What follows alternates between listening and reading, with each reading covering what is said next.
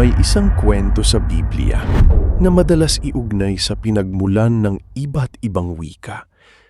Ngunit may mas malalim pa itong kahulugan. Sa Book of Genesis, Kabanata 11, ang mga tao noon ay may iisang wika at iisang layunin.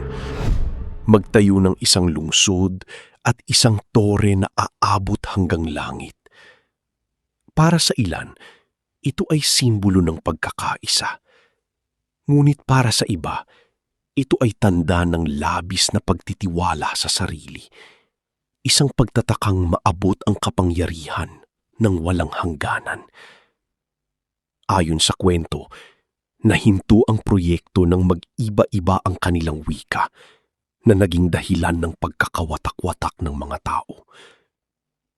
Hanggang ngayon, marami pa rin ang nagtatanong, isa ba itong simpleng paliwanag kung bakit iba-iba ang ating wika? O isang paalala tungkol sa balanse sa pagitan ng pagkakaisa at ng ating mga hangganan?